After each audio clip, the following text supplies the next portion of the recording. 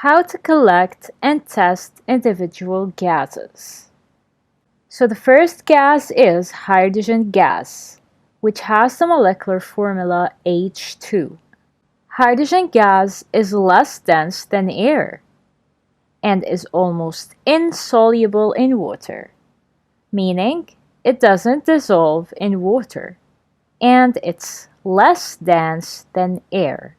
So air is denser than hydrogen.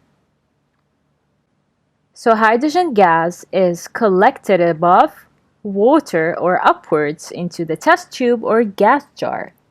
So we will collect this gas either over the water or upwards into test tube or gas jar. These are the two ways used to collect the gas. As you can see, either upwards or over water. Hydrogen combines explosively with oxygen in air to make water. So hydrogen combines with oxygen in air explosively, meaning in an aggressive way, which might lead to an explosion between hydrogen gas and oxygen gas to give water. So how do we test this gas? Well, hydrogen pops when a lighted splint is held to the mouth of the tube. We have here a small experiment where we have a test tube. We applied some heat to the opening of the test tube, so it gave a pop sound.